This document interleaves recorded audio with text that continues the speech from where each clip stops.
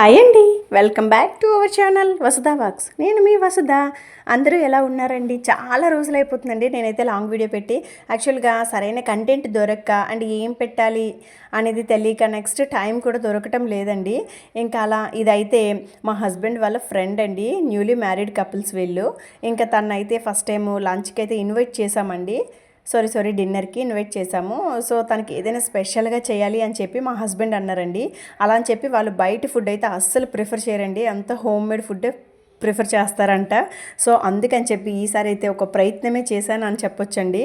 ఇంకా వీళ్ళకి వచ్చిన వెంటనే సర్ప్రైజింగ్గా వెల్కమ్ కేక్ అయితే పెడదామని చెప్పి కేక్ అయితే నేను ఇంట్లోనే ఈజీగా ప్రిపేర్ చేశాను. అండ్ ఫస్ట్ టైం ప్రిపేర్ చేశానండి.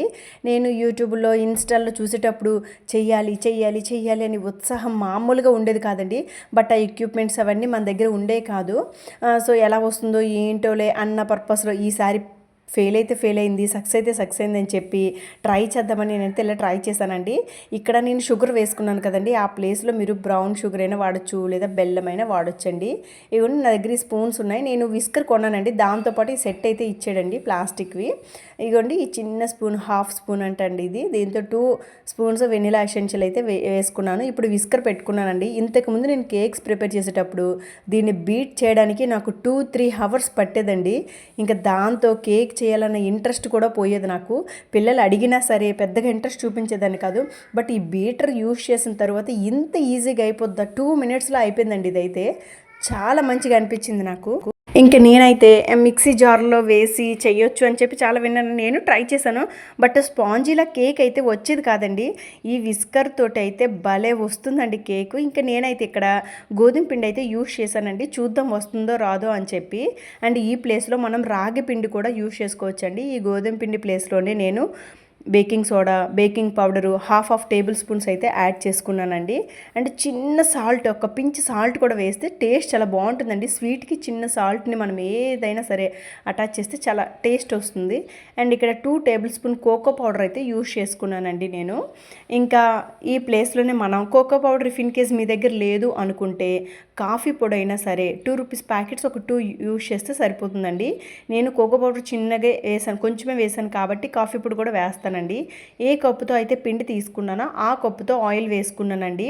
ఫ్లేవర్డ్ ఆయిల్ అయితే కాదు, సన్ఫ్లవర్ ఆయిల్ వేసుకున్నాను నేను ఇందులో. దీన్ని మళ్ళీ బాగా నార్మల్ విస్కర్తో విస్క్ చేసుకోవచ్చండి. ఇగోండి ఇలా బాగా మిక్స్ అయ్యేంత వరకు విస్క్ చేయొచ్చు. ఈ టైంలోనే మన దగ్గర కాఫీ పొడి ఉంటే కనుక ఇదిగోండి ఒక ప్యాకెట్ కాఫీ పొడి అయితే వేసుకున్నాను. కాఫీ పొడి వేయటం వలన కేక్ అయితే ఇంకా చాలా టేస్ట్ వస్తుందని విన్నానండి. బట్ ఇది ఎలా ఉంటుంది ఏంటి అనేది నాకు కూడా తెలియదండి. ఫస్ట్ టైం నేనైతే చేస్తున్నాను ఇది, చూద్దాం ఎలా వస్తుందని. ఇది కనుక పర్ఫెక్ట్గా వస్తే ఇంక ఇంట్లోనే కేక్స్ అయితే ప్రిపేర్ చేద్దామని ఫిక్స్ అయిపోయానండి. మా హస్బెండ్ అయితే బయట నుంచి కేక్స్ తెచ్చి కట్ చేయడం పిల్లలకి పెద్ద ఇష్టం లేక కంప్లీట్గా పిల్లల బర్త్డేకి అసలు కేక్సే కట్ చేయడం మానేశారండి. ఏదో బయటికి వెళ్ళడం అలా వాళ్ళకి నచ్చినవి చూపించడం రావడం తప్ప కేక్స్ అయితే అస్సలు ప్రిఫర్ చేయటం లేదు. మోరోవర్ మా బాబు ఉన్నాడండి, మా మోక్షిత్కి మైదా పెట్టామంటే చాలండి నెక్స్ట్ డేనే ఫీవర్ వచ్చేస్తుంది. ఏంటో మరి తనకి మైదా అంటే అస్సలు పడదండి. సో మైదా రిలేటెడ్ ఏ ఫుడ్ పెట్టద్దు అనుకుంటున్నామండి. అలానే బయట ఇప్పుడు దొరుకుతున్నాయి రాగి కేక్స్ అవి ఇవి అని చెప్పి. ఇగోండి నేను కలుపు పెట్టుకున్న ఈ బ్యాటర్ అయితే కొంచెం థిక్గా ఉంది కదండి, దాన్ని కొంచెం చూడండి ఇలా ఈ విధంగా జారే విధంగా ఉండడం కొంచెం పాలు అయితే మిక్స్ చేసుకున్నానండి. గోరువెచ్చని కాచి చల్లార్చిన పాలండి మిక్స్ చేసుకుని ఇప్పుడు దీన్ని ఎందులో అయితే కేక్ ప్రిపేర్ చేయాలనుకుంటున్నానో ఆ మౌల్డ్లోకి ట్రాన్స్ఫర్ చేసుకున్నానండి. బటర్ పేపర్ ఉంటే వేసుకోవచ్చు అంట, బట్ నేనైతే నా దగ్గర ఉన్న నెయ్యిని కొంచెం అప్లై చేసుకొని వేసుకున్నానండి. తర్వాత దీన్ని ఇలా ట్యాప్ చేసుకోవాలండి. బౌల్ని ట్యాప్ చేస్తే చిన్న చిన్న ఎయిర్ బబుల్స్ గట్రా ఉంటే పోతూ ఉంటాయండి.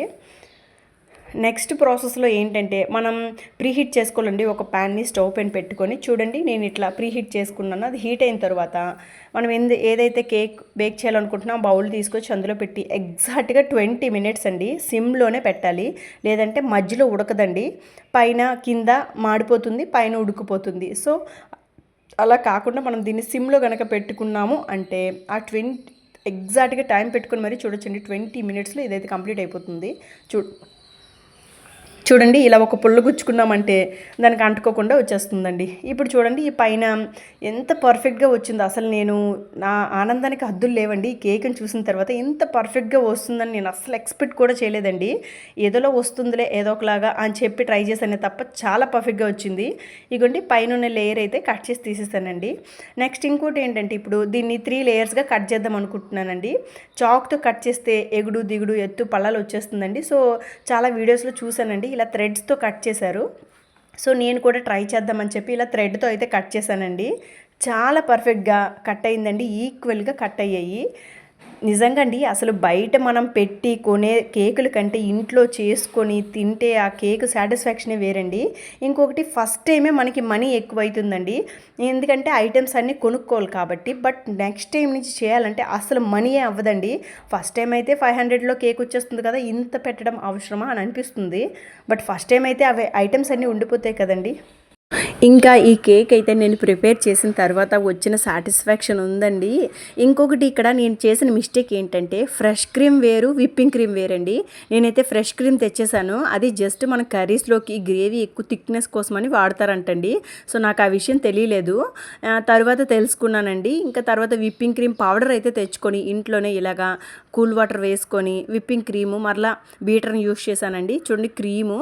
ఇంకొక విషయం ఇక్కడ చేస్తున్నప్పుడే నాకు ఏం అర్థమైందంటే ఇది మనం వేడిగా ఉన్న ఏరియాలో మనం చేసామంటే ఇది తొందరగా మెల్ట్ అయిపోతుందండి. క్రీమ్ అయితే మనం కూల్గా ఉన్న ఏరియాలో చేయాలి, మోస్ట్లీ తొందరగా చేసేసేయాలండి. వీటికి కావాల్సిన మిషన్స్ అన్నీ యూజ్ చేస్తూ ఉండాలి. ఇక చూడండి నేను వేస్తున్నప్పుడు ఇది మెల్ట్ అయిపోతూ ఉంటుందండి విప్పింగ్ క్రీము. నేనైతే క్రీమ్ ఎంత థిక్ కన్సిస్టెన్సీలో చేసినా ఇది ఇలా కొంచెం లూజ్ అయిపోతుందండి. ఇగోండి ఒక్కొక్క లేయర్ పైన ఇలా అప్లై చేసుకొని ఇంకా నేను షుగర్ వాటర్ అయితే వేసుకున్నానండి. కేక్ పైన వేసుకొని ఇలా అప్లై చేసుకుంటున్నాను. నా దగ్గర కావాల్సిన ఎక్విప్మెంట్స్ అయితే ఏమీ లేవు, జస్ట్ ఒక స్పూన్తో దీన్ని ఇలా స్ప్రెడ్ చేసేస్తున్నానండి. ఫస్ట్ టైం చేస్తున్నాను కదా, సో ఎలా వస్తుందో ఏంటో. ఇప్పటికి కూడా అండి ఈ క్రీమ్ అయితే ఇలా కరిగిపోతూ ఉంటుందండి. ఇంకా బాగా మెల్ట్ అయిపోయిందని మీకు అనిపిస్తే ఒకసారి ఫ్రిడ్జ్లో పెట్టేసి తీసేయాలండి. ఇగో చూడండి ఇది 3rd లేయర్ అండి. అసలు నెక్స్ట్ ఇంకోటి ఏంటంటే నేను చేసిన కేక్కి కింద బేస్ చాలా చిన్నగా అయిపోయిందండి. సో నాకు స్ప్రెడ్ చేసేటప్పుడు కొంచెం అలా ఎక్కువగా అంటే షేప్గా వేయడానికి అట్లా సరిపోలేదండి. సో కొంచెం బేస్ కూడా మనం చేసే కేక్ని బట్టి బేస్ కూడా ఉంటుందండి. ఇగోండి నేనైతే ఉన్న విప్పింగ్ క్రీమ్ ఒక్కటే ప్యాకెట్ తెచ్చానండి. నేను విప్పింగ్ పౌడర్ అండి 50 గ్రామ్స్ తీసుకున్నాను ఇలా ఒక కేక్కి. అండ్ ఎక్కువ థిక్ క్రీమ్ అయితే పెట్టలేదండి, ఎందుకంటే వాళ్ళు ఎవరు ఎక్కువ థిక్గా ఉండే క్రీమ్ తినడానికి ఇష్టపడరండి. అండ్ షుగర్ కూడా కొంచెం ఉంటుందండి ఈ క్రీమ్లోనే. మనం షుగర్ అది ఇది ఏమి యాడ్ చేయని అవసరం లేదు, డైరెక్ట్గానే దీన్ని మనం విస్కర్తో విస్క్ చేసుకుంటే సరిపోతుంది. ఇదిగోండి నా దగ్గర ఒక్కటే ఉందండి, దీంతో ట్రై చేస్తున్నాను. బట్ అదైతే మెల్ట్ అయిపోతూ ఉంటుందండి విప్పింగ్ క్రీమ్ అయితే. ఏదో నాకు వచ్చిన షేప్లో అలా ఏదో డ్రా చేసేసానండి. ఇంకా పింక్ వేస్తే బాగుంటుంది కదా అని చెప్పి ఈ వైట్లోనే బీట్రూట్ ఉంటే ఆ జ్యూస్ అయితే ఇందులో వేసేసానండి. లైట్ పింక్ కలర్ అయితే నాకు యాడ్ అయ్యింది. ఇక చూడండి చూపిస్తున్నాను, ఇలా ఎక్స్ట్రాస్ ఏమైనా ఉంటే ఇలా అప్లై చేసుకుంటున్నానండి కేక్కి. బట్ కేక్ అయితే చాలా టేస్టీగా చాలా నీట్గా అందంగా కనిపించిందండి నాకు. బట్ డిజైన్స్ అయితే ఏం వేయలేదు నేను. ఇంకొక మిస్టేక్ ఇక్కడ ఏం జరిగిందంటే కేక్ పైన చూడండి, పైన వేసి తర్వాత నేను లెవెల్ చేస్తున్నాను, అలా కాదండి. ఫస్టే మనం లెవెల్ చేసుకోవాలి, తరువాత డిజైన్ వేసుకోవాలని చాలా విషయాలు అయితే అర్థమైందండి. వీడియోలో చూస్తున్నప్పుడు ఓ సింతేనా ఏముందిలే కేక్ చేయడానికి అని అనిపించింది. కాకపోతే చాలా అసలు ఎంత ఓపిక ఉండాలో, పేషెన్స్ ఉండాలో, నెక్స్ట్ ఇంట్రెస్ట్ ఒకటి ఉండాలండి. ఇదైతే నేను ఫ్రిడ్జ్లో పెడుతున్నాను ఎక్కువ మెల్ట్ అయిపోతుందని చెప్పి. ఇగోండి తర్వాత పింక్తో ఇలా అయితే వేసేసానండి. తర్వాత దీనిపైన వేసిన ఫ్లవర్స్ మా అబ్బాయికి అవి ఏమీ నచ్చలేదండి. సో నాది విప్పింగ్ క్రీమ్ కూడా అయిపోయింది. ఇంకా ఆ ఫ్లవర్స్ని మొత్తం ఇలా స్ప్రెడ్ చేసేసానండి కేక్ పైన. బట్ కేక్ టేస్ట్ అయితే చాలా అద్భుతంగా వచ్చిందండి. ఇది పిల్లల నుంచి ఎవరైనా తినొచ్చండి. పైన ఎటువంటి డిజైన్ లేదని చెప్పి డైరీ మిల్క్ అయితే ఇట్లా పెట్టేశానండి. ఇంకా వాళ్ళతో అయితే కేక్ కట్ చేపించాను, వాళ్ళైతే చాలా హ్యాపీగా ఫీల్ అయ్యారండి. అండ్ డిన్నర్కి ఇన్వైట్ చేసామండి వీళ్ళని, సారీ లంచ్కి కాదు డిన్నర్కి అయితే ఇన్వైట్ చేసాము. సో నేనైతే ఇలా సింపుల్గా వెల్కమ్ చెప్పానండి. అండ్ వెల్కమ్ డ్రింక్ కూడా ఒకటి ప్లాన్ చేశాను. మీరైతే ఎలా వెల్కమ్ చెప్తారో కామెంట్ చేయండి. Thank you. అండ్ వీడియో కనుక నచ్చితే లైక్ చేయడం మాత్రం మర్చిపోద్దండి. కొత్తగా ఎవరైనా ఛానల్ చూసినట్లయితే ప్లీజ్ సబ్స్క్రైబ్ చేసుకుని ఛానల్ని సపోర్ట్ చేస్తారని కోరుకుంటున్నానండి.